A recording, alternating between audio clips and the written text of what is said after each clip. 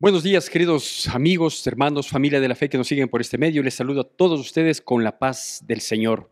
Qué bueno poder volver a vernos con el propósito de compartir el mensaje de la palabra de Dios. Estos aspectos que, como decía las semanas anteriores, procuran invitarnos a rendirnos a Dios, procuran hacernos volver, procuran inquietar nuestro corazón para que adoptemos un estilo de vida propuesto por nuestro Creador, por nuestro Dios, y que es una propuesta de vida que no perjudica a nadie, que no lastima a nadie, por el contrario, nos vivifica espiritualmente y cuando tenemos esa comunión con Dios, cuando estamos enlazados con nuestro Dios y por lo tanto caminando dentro de sus preceptos, de sus mandamientos, obviamente esto trae bienestar, trae satisfacción propia y para nuestro entorno. Pero hoy, a pesar de que esa es la intencionalidad de la palabra de Dios, el rendirnos a Dios, el depender de Dios, el hacer de Cristo Jesús el Señor de nuestras vidas, a pesar de esto digo también, la Biblia en su sabiduría, en lo maravilloso de la inspiración divina contenida en estas páginas, también nos muestra ciertas actitudes humanas que debemos tomar en consideración para evitarlas, para corregirlas, si es que quizás tenemos una o más de estas manifestaciones. La semana pasada, entrando ya en el tema, o las 2 semanas pasadas, habíamos hablado de que la puerta no se cerró al salir y tomamos como referencia el texto de Lucas capítulo 15, específicamente en la parábola que se conoce como la parábola del hijo pródigo. Y habíamos primero desglosado, digo 2 semanas atrás, habíamos desglosado las actitudes equivocadas que tomó aquel hijo que decidió salir de casa. Y la semana anterior, en cambio, habíamos visto cómo las puertas en realidad permanecían abiertas cuando este chico mostró humildad, cuando mostró verdadero interés en volver sano, un sano interés en volver, no volvió con condiciones, no volvió a juzgarle al padre y decirle, ¿por qué me dejaste ir? O, no, ni tampoco a decirle, recíbeme como a un hijo. Él reconoció en su humildad y dijo, yo no soy digno de ser llamado hijo tuyo. Sí, insisto, no porque había perdido la condición de hijo, sino porque él se sentía que había fallado, que no reflejaba las enseñanzas y la conducta de su padre.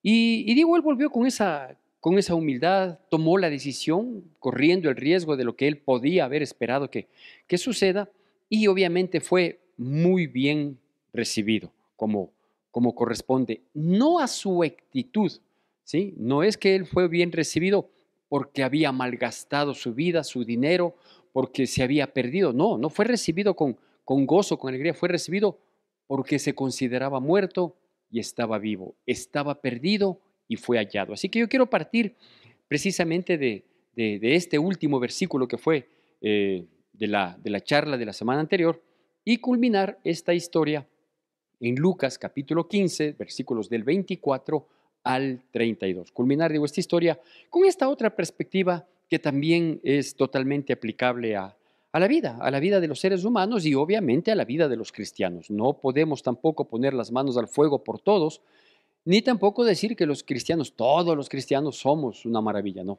Comienzo por mí mismo.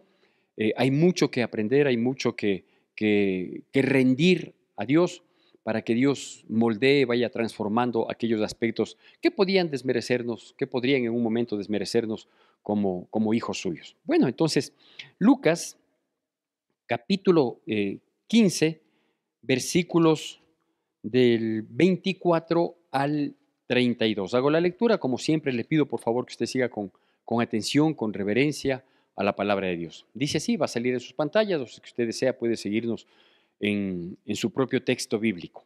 Y dice así, Lucas capítulo 15, versículos 24 al 32. Porque mi hijo muerto era y ha revivido, se había perdido y es hallado. Y comenzaron a regocijarse. Y su hijo mayor estaba en el campo, y cuando vino y llegó cerca de la casa, oyó la música y las danzas, y llamando a uno de los criados le preguntó qué era aquello. Él le dijo: tu hermano ha venido y tu padre ha hecho matar al becerro gordo por haberle recibido bueno y sano. Entonces se enojó y no quería entrar. Salió por tanto su padre y le rogaba que entrase. Mas él respondiendo dijo al padre: he aquí tantos años te sirvo, no habiéndote desobedecido jamás, y nunca me has dado ni un cabrito para gozarme con mis amigos. Pero cuando vino este tu hijo, que ha consumido tus bienes con rameras, has hecho matar el becerro gordo. Él entonces le dijo: hijo, tú siempre estás conmigo y todas mis cosas son tuyas. Mas era necesario hacer fiesta y regocijarnos, porque este tu hermano era muerto y ha revivido, se había perdido y es hallado. Bueno, hay algunos aspectos que nosotros debemos notar en esta parábola, en esta historia nacida en la mente de Dios, y que obviamente nos dejan enseñanzas. Como explico las 2 semanas anteriores, habíamos visto por un lado la condición de equivocación que puede uno cometer, estamos expuestos, que Dios nos guarde. Puede uno cometer una equivocación que le lleve a situaciones críticas, a pisar fondo, como se dice comúnmente. Y por otro lado, ver la predisposición de Dios, porque ese Padre que está ahí es el reflejo de Dios. Es Dios es el que mantiene los brazos abiertos, es Dios es el que siempre acoge, ¿no es cierto? Pero también Dios es el que conoce los corazones y sabe qué tan sincero, qué tan honesto es ese regreso o qué tan falso, hipócrita y hasta malicioso podría pretender ser también algún regreso. Dios conoce los corazones, por eso digo, ese Padre que tenía esos 2 hijos y que tienen esas actitudes del uno y ahora vamos a ver la actitud del otro, refleja a Dios más que al mismo ser humano, porque los seres humanos podemos ser engañados, nosotros somos susceptibles de errar, de fallar o de ser inducidos al error. Bueno, me tomé como punto de partida de esta charla el último versículo que fue de la charla anterior, en el que el Padre se regocijó, en el que el Padre estuvo feliz, le recibió con los brazos abiertos, se lanzó a su cuello, le besó, etcétera, etcétera. Pero yo quiero destacar aquí un aspecto. Todo este gozo, este regocijo, esta satisfacción y la fiesta que ahora se realiza en los siguientes versículos, matando el becerro más gordo, eh, vistiéndole con la mejor ropa, poniéndole un anillo para hacerle sentir que es una vez más su hijo, etcétera, etcétera. Todo este regocijo no es por la conducta que él tuvo, ¿no? No es por la conducta que él tuvo, es decir, sería totalmente absurdo, ilógico, contrapuesto el pensar que de pronto una persona toma malas decisiones, pisa fondo, se revuelca en el fondo del lodo cenagoso, le va mal en la vida, fracasa y que uno festeje eso. Eso no quiere decir aquí, ¿no es cierto? Porque sería, insisto, totalmente absurdo.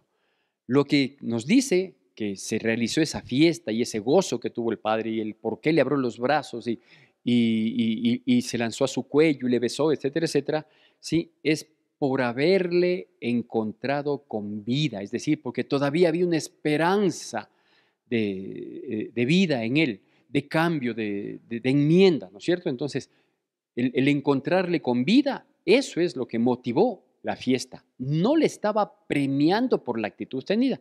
¿Por qué destaco esto? Porque esa fue la perspectiva que tuvo el hermano, ¿sí? El hermano no consideró que su hermano había desaparecido y no se sabía dónde estaba, estará muerto, estará vivo. No, él no tuvo esa preocupación, simplemente se fue, el hermano se fue y ahí afrontarás tú las consecuencias de tus malas decisiones. Y claro, se molesta cuando estando él en el campo, en sus labores, al acercarse a la casa, escucha la música, las danzas, y dice: ¿y a qué se debe la fiesta? ¿No? Entonces, la criada, que es la empleada, digámoslo así, que es la que le da cuenta y razón al respecto, le dice: es que ha venido tu hermano, que estaba muerto y ha estado con vida, que estaba perdido y ha sido hallado, ¿sí? Entonces, ese es el motivo, pero él no ve esa perspectiva. ¿Qué nos habla esto? Lo primero que esto nos dice es que hay algunas personas en la iglesia que por su perseverancia, su constancia, su permanencia, su fidelidad, su compromiso, su entrega, ¿sí? Eh, yo me atrevo a decir tácitamente, no creo que sea expresamente, con conciencia y con plena voluntad, yo creo que tácitamente se sienten no solo parte activa y parte esencial de una congregación, sino que son personas que de un u otro modo, de manera inconsciente, eso es lo que yo quiero dejar en claro, de manera inconsciente, se sienten con un derecho, ¿sí?, por sobre aquellos que no son como ellos, es decir, tan constantes, tan fieles, tan permanentes, que no son colaboradores o son colaboradores eventuales o son colaboradores que se disponen a hacer algo y no lo hacen bien, no cumplen, ¿no es cierto? Entonces, se molesta, son gente que se molestan porque los otros no tienen la actitud correcta, disciplinada, permanente que yo tengo. Entonces, sí hay ese riesgo en la iglesia, sí, sí lo hay. Yo creo que a mí mismo me ha pasado, ¿sí? Eh, Cuando de pronto alguien desaparece, a veces van causando daño, a veces van hablando mal, a veces bueno, se van y su sola ausencia ya termina hiriendo al cuerpo de Cristo, a la iglesia, y de pronto vuelven, ¿no? Sí, y más cuando vuelven no en la condición del hijo menor, porque él volvió con total humildad, él volvió reconociendo su pecado, él volvió no sintiéndose hijo por la conducta que había tenido, ¿no? Sino que más bien vuelven como que si no ha pasado nada, vuelven pues a poner condiciones o vuelven a querer ocupar nuevamente tal o cual lugar, a ser tomados en cuenta de inmediato y no es así, ¿no? Yo había hablado algo de la humildad la semana anterior y decía que uno no puede, cuando ha perdido un espacio en algo, uno no puede volver ni con condiciones, ni poniéndose o poniendo a otros plazos, ¿sí? Es decir, voy a estar aquí a ver si es que en este plazo recupero ese espacio, me vuelven a tomar en cuenta. No, no es así, ¿no es cierto? Entonces, digo sí, sí, a veces nos pasa que efectivamente quienes, por la misericordia y el favor de Dios, hemos permanecido fieles a una congregación, a un ministerio, a veces sí puede suceder que genere este sentimiento de molestia, por decirlo. No creo que sea la palabra exacta, pero no se me ocurre otra, de molestia frente a quienes van y vienen o no tienen el nivel de compromiso que quizás, insisto, por el favor de Dios, hemos llegado a adquirir algunas personas, ¿sí? Entonces, este es un sentimiento propio que hay que reconocerlo, que sabemos que estamos expuestos. El decir, no, yo siempre tengo los brazos abiertos para todo el mundo, sería falso, ¿no es cierto? Entonces sí, sí puede pasar esto. ¿Qué es lo que tenemos que hacer? Pues tener cuidado, ¿sí? De ver cómo está nuestra relación con Dios y nuestra relación con el prójimo, ¿no es cierto? Porque si yo digo que aquí el Padre refleja a Dios, Él tenía una buena relación con su Padre. Él tenía una muy buena relación con su Padre, de obediencia, de constancia, de fidelidad, de apoyo, de colaboración, de compromiso, todo lo que usted quiera. Lo que no estaba del todo bien es la relación con el prójimo, ¿no es cierto? Entonces, sí, puede pasar este aspecto que destaca aquí, que a la postre es el que tiene peso en la conducta del hermano mayor. Primer aspecto. Un segundo aspecto es que también los cristianitos a veces no fijamos los ojos en lo esencial, en lo principal, en lo trascendente, ¿sí? ¿Qué es lo que él vio? ¿Sí?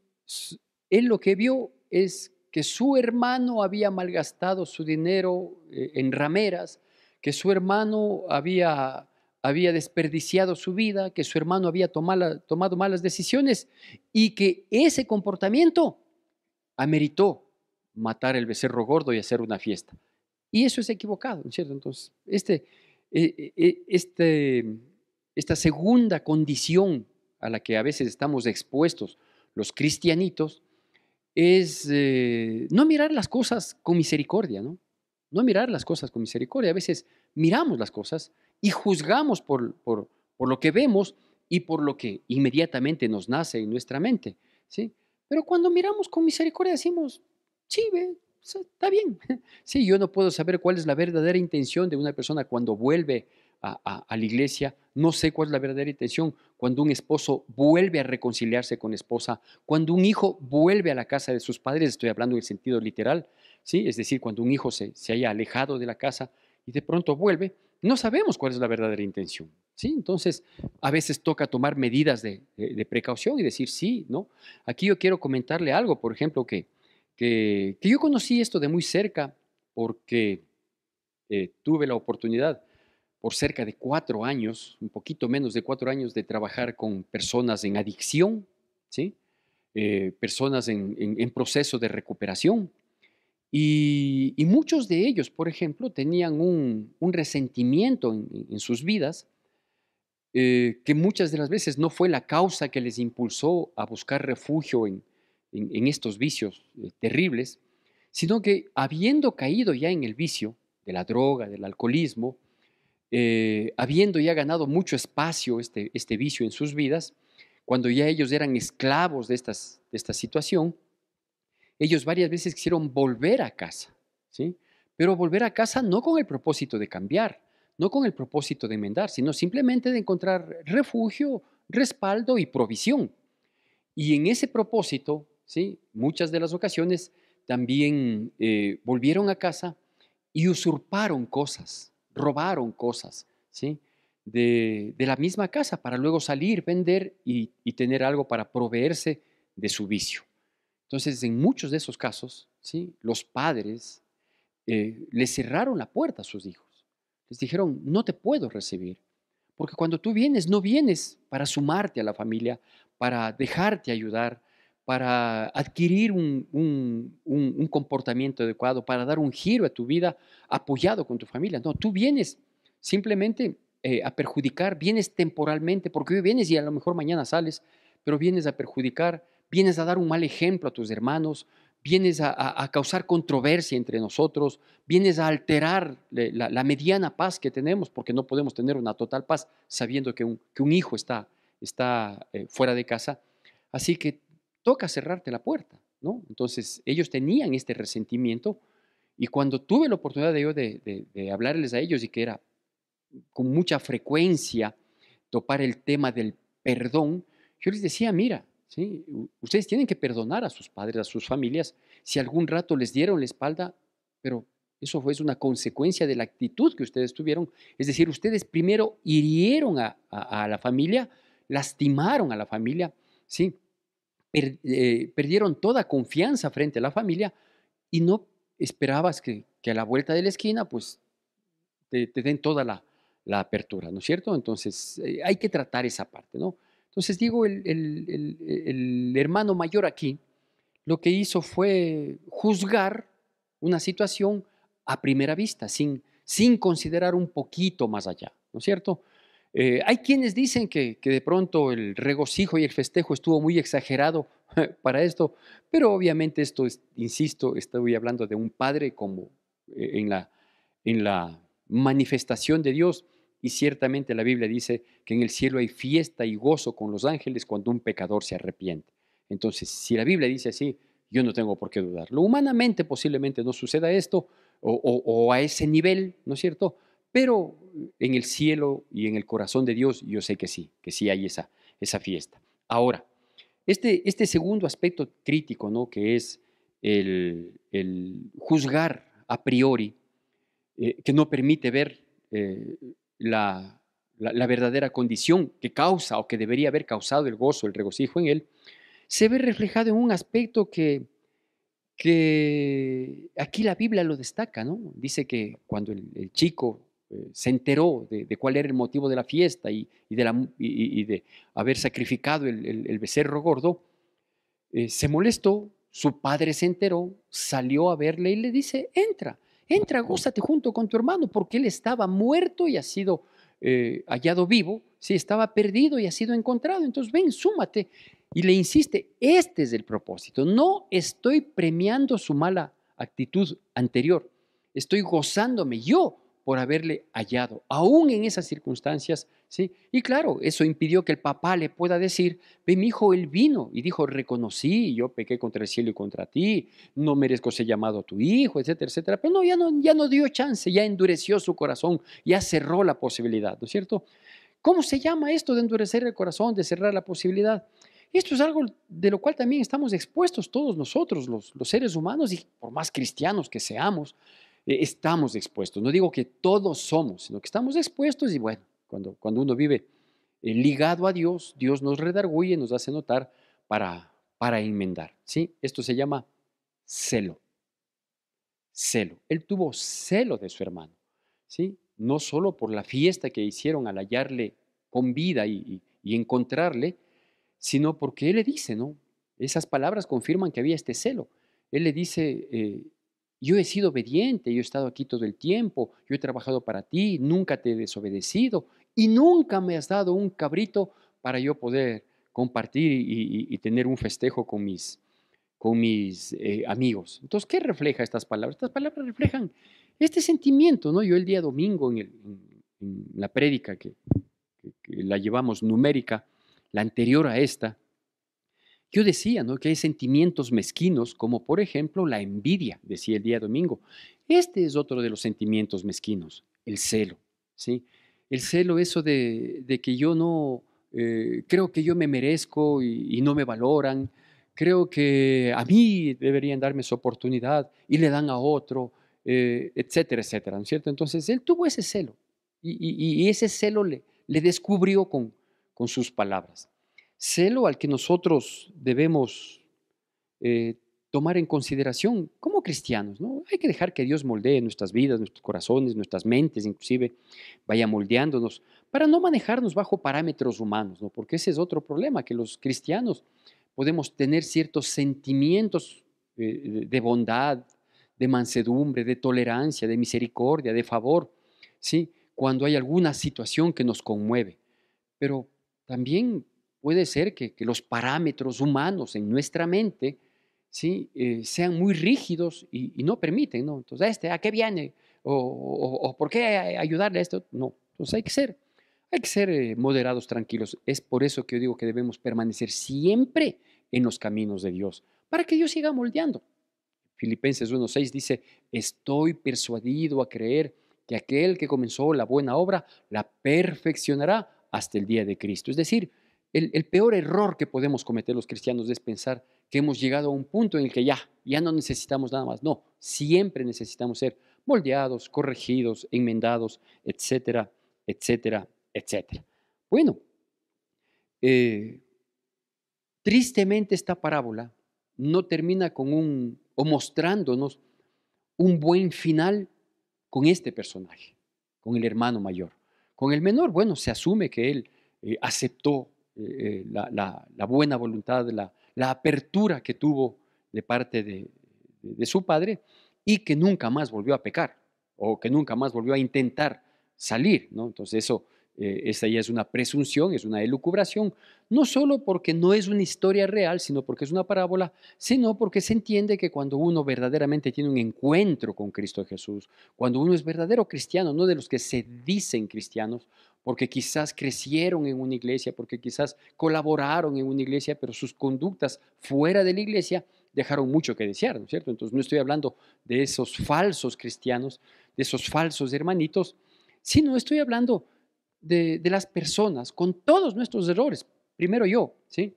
Con todos nuestros errores y que por la misericordia de Dios, no entiendo más, por la gracia, dice la palabra de Dios, y creo que es lo que mejor le califica, aunque no puedo definir la magnitud de lo que es la gracia de Dios, fuimos alcanzados por el Señor, fuimos alcanzados por Dios y nos acogió y uno siente el amor de Dios y ese amor nos ha transformado, ese amor nos ha impulsado a serle fieles y perseverar a efecto de no apartarnos, ¿no? Sin embargo, digo, hay que estar no preocupados tremendamente, pero sí conscientes de que cuando menos lo pensamos, cuando menos lo imaginamos, podemos dar un pequeño giro que a lo mejor nos comienza a distanciar.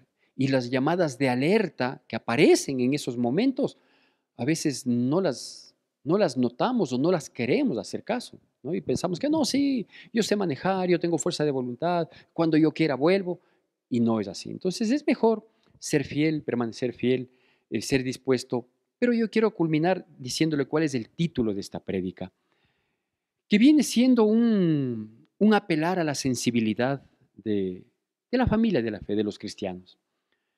Yo suelo decir, no con mucha frecuencia, más bien cuando doy alguna charla instructiva y que amerite decir esto, porque no tampoco sería correcto que esta frase yo o que este pensamiento yo lo repita reiteradamente en los cultos, no, no sería pertinente, pero sí cuando se ofrece, ya digo, cuando se hace un estudio bíblico y que amerita, yo suelo decir esto, ¿sí?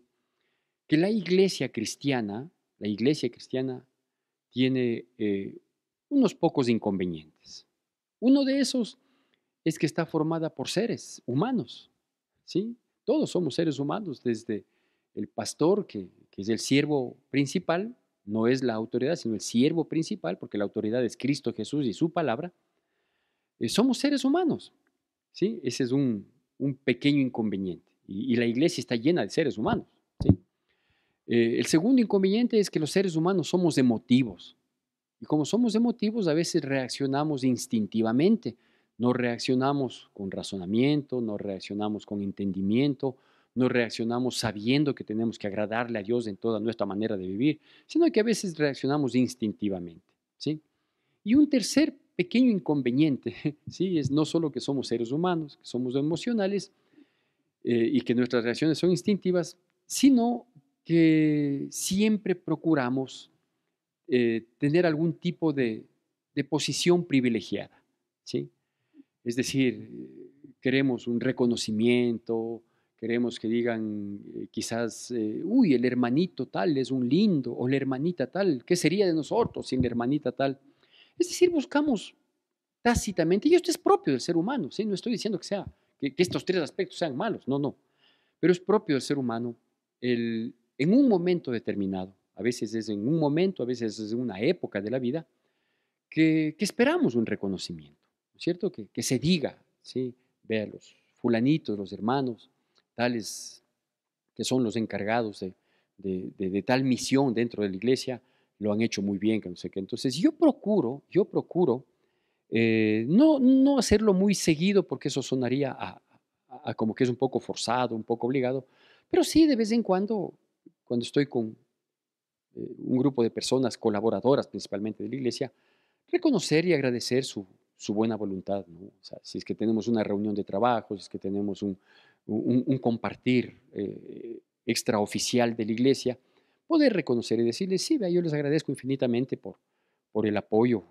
que ustedes me dan, porque que ustedes dan a la obra, porque en realidad sin el apoyo de gente de buena voluntad, de buena fe, no se podría sostener ni hacer crecer una obra, ¿no? Es decir, ganar almas para Cristo y afirmarlas en los caminos. No se podría. Es imposible que una sola persona lo haga. Entonces, todos aquellos que se suman en ese propósito, en esa dirección, sí es cierto que a veces necesitamos un reconocimiento. Pero cuando ese reconocimiento que queremos que sea un elogio permanente, ahí es donde estamos equivocados, ¿sí? ¿Cómo se llama esta prédica? Esta prédica le llamé gozo por la salvación del prójimo, ¿sí? Gozo por la salvación del prójimo, porque eso debemos hacer, regocijarnos de nuestro corazón. Y si alguien que se fue mal vuelve a decir, qué bueno que ha venido, no, qué bueno que ha venido y le voy a recibir con brazos abiertos por lo que hizo, no por lo que hizo, qué bueno que ha venido, ¿ya? No sabemos con qué intención, no sabemos con qué propósito, no conocemos cuál sea la motivación para que vuelva, quizás sea que vuelva para quedarse, para sanarse, para enmendarse y para sumarse definitivamente al pueblo de Dios. Que Dios bendiga poderosamente nuestras vidas en Cristo Jesús.